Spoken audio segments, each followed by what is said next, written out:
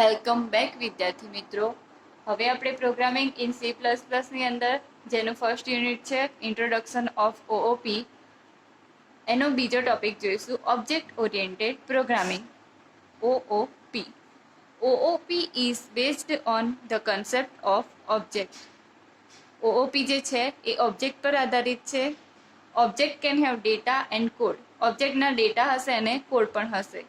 Data જે હશે એ ફિલ્ડના ફોર્મમાં હશે, કોડ જે હશે એ પ્રોસિજરના ફોર્મમાં હશે. ફિલ્ડને કહેવાશે એટ્રીબ્યુટ અથવા તો પ્રોપર્ટીઝ અને પ્રોસિજરને કહેવાશે methods. In short, objects can have its own attributes or we can say properties and methods. OOP doesn't allow data flow freely around the system. OOP ની અંદર ડેટા ફ્રીલી ફ્લો કરી શકતા નથી સિસ્ટમની અંદર, બટ પ્રોસિજરમાં આપણે જોયું કે ડેટા ફ્રીલી ફ્લો થાય છે one function to another function, જ્યારે ઓઓપીમાં ઇટ ડઝન્ટ અલાઉ. ઓઓપીનો મેઇન આઈડિયા એ છે, મેઇન હેતુ એ છે that to combine data and code together into a single unit and this single unit is called object. ઓઓપીનો મેઇન હેતુ એ છે કે ડેટા અને કોડને એક સિંગલ યુનિટની અંદર કમ્બાઈન કરવું અને આ યુનિટને કહેવાશે ઓબ્જેક્ટ. ધેટ મીન્સ કે ડેટા અને કોડને ઓબ્જેક્ટની અંદર કમ્બાઈન કરવા. ઓઓપીની અંદર બોટમ અપ પ્રોબ્લેમ સોલ્વિંગ અપ્રોચનો યુઝ થાય છે. ધેટ મીન્સ કે કોઈ પણ પ્રોબ્લેમ હશે એનું સોલ્યુશન બોટમ ટુ ટોપ, આ રીતે સોલ્યુશન થશે. અને ઓઓપીની અંદર કઈ કઈ લેંગ્વેજીસનો યુઝ થાય છે તો C++, જાવા અને પાસ્કલ. આ થયું overview of object oriented programming, OOP. હવે આપણે કેરેક્ટરિસ્ટિક્સ ઓફ ઓઓપી જોઈશું. ઓબ્જેક્ટ ઓરિએન્ટેડ પ્રોગ્રામિંગની કેરેક્ટરિસ્ટિક. ફર્સ્ટ છે emphasis is on data rather than procedure. Procedure oriented પ્રોગ્રામિંગની અંદર આપણે જોયું હતું કે emphasis is on procedure. Procedure that means કે ટાસ્ક કેવી રીતે પરફોર્મ થાય છે એ પ્રોસિજર પર પીઓપી આખું આધારિત હતું, જ્યારે ઓઓપીની અંદર ડેટા પર આધારિત છે. Number 2, programs are divided into objects. પ્રોગ્રામને ઓબ્જેક્ટની અંદર ડિવાઈડ કરવામાં આવે છે. Number 3, data and functions are tied together into data structure. Data અને ફંક્શન બંનેને કમ્બાઈન કરવામાં આવે છે ડેટા સ્ટ્રક્ચરની અંદર. Number 4, data is hidden.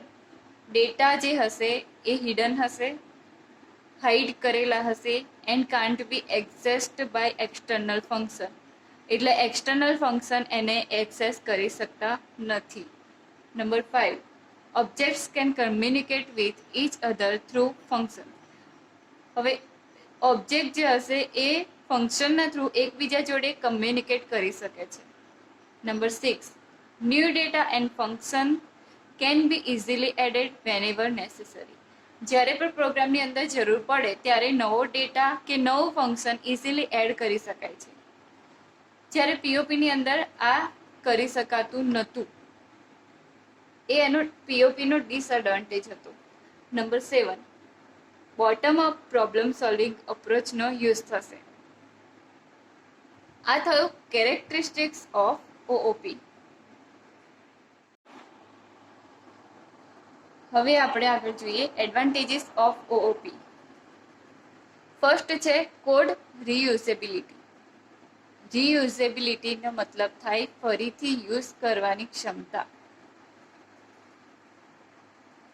આ જે એડવાન્ટેજ છે એ ઇનહેરિટન્સના થ્રુ થઈ શકે છે.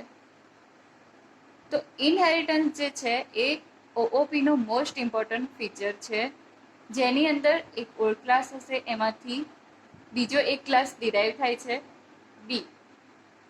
તો બી જે હશે એ ઓલ્ડ ક્લાસ છે, એક્ઝિસ્ટિંગ ક્લાસ છે, એના દરેક ફંક્શનાલિટી કે ફીચર હશે એનો યુઝ કરી શકે છે. Data is secure. Using data abstraction, data can be secured. Data secure થઈ શકે છે.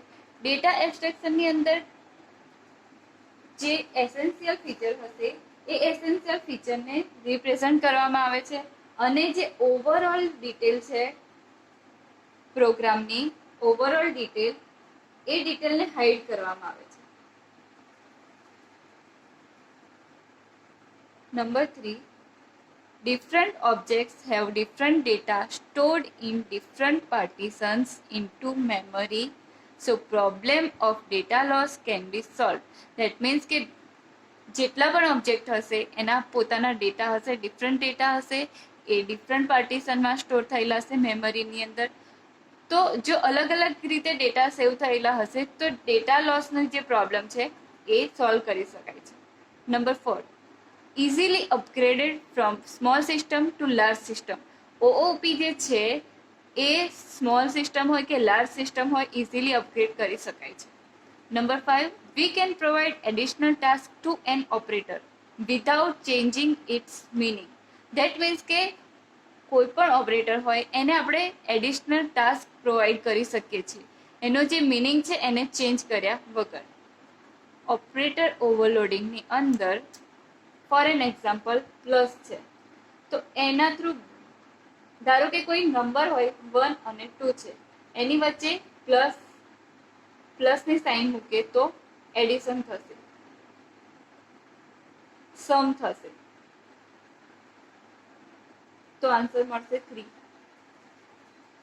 અને જો એ સ્ટ્રિંગ હશે, બે સ્ટ્રિંગ વચ્ચે ધારો કે સ્ટ્રિંગ 1 છે અને સ્ટ્રિંગ 2 છે તો એ બંને વચ્ચે પ્લસની સાઇન મૂકે તો મળશે કોન્કેટનેશન ઓફ સ્ટ્રિંગ, બંને સ્ટ્રિંગને જોડશે. તો પ્લસનો મિનિંગ તો ચેન્જ થતો નથી અહીંયા, પણ બે ડિફરન્ટ ઓપરેશન ક્રિએટ કરી શકાય છે. ધેટ મીન્સ કે we can provide additional task to an operator. ધારો કે અહીંયા સમ પણ થશે અને કોન્કેટિનેશન પણ થશે. Number 6, we can create appropriate function at run time. Run ટાઈમે આપણે કોઈ પણ ફંક્શનને ક્રિએટ કરી શકીએ છીએ. આ થયા એડવાન્ટેજીસ ઓફ ઓઓપી. હવે જોઈશું એપ્લિકેશન્સ ઓફ ઓઓપી. કઈ કઈ જગ્યાએ ઓઓપીનો યુઝ થશે. ફર્સ્ટ છે object oriented database. Object oriented database એક એવો ડેટાબેઝ છે જેની અંદર ડેટા ડાયરેક્ટલી ઓબ્જેક્ટમાં સ્ટોર થશે. Number 2, simulation and modelling. For making simulation create કરવા માટે ઓબ્જેક્ટ ઓરિએન્ટેડ પ્રોગ્રામિંગનો યુઝ થશે. Number 3, real time system. Real time સિસ્ટમની અંદર કોમ્પ્યુટર ગેમ્સ ડેવલપ કરવા માટે યુઝ થશે. Number 4, hypertext and hypermedia. તો સ્ક્રિપ્ટિંગ લેંગ્વેજ ડેવલપ કરવા માટે ઓઓપીનો યુઝ થશે. Number 5, artificial intelligence, AI and neural network. Number 6, office automation system. Number 7, CAD/CAM system, that means computer aided design or computer aided manufacturing system. Number 8, networking and graphics system. Graphics system, that means કે graphical user interface જેવા કે Windows છે તો આ ટાઈપના graphical user interface develop કરવા, design કરવા માટે ઓઓપીનો યુઝ થાય છે. આ બધા એરિયા છે જે જગ્યાએ ઓઓપીનો યુઝ થાય છે. આ થયું એપ્લિકેશન્સ ઓફ ઓઓપી.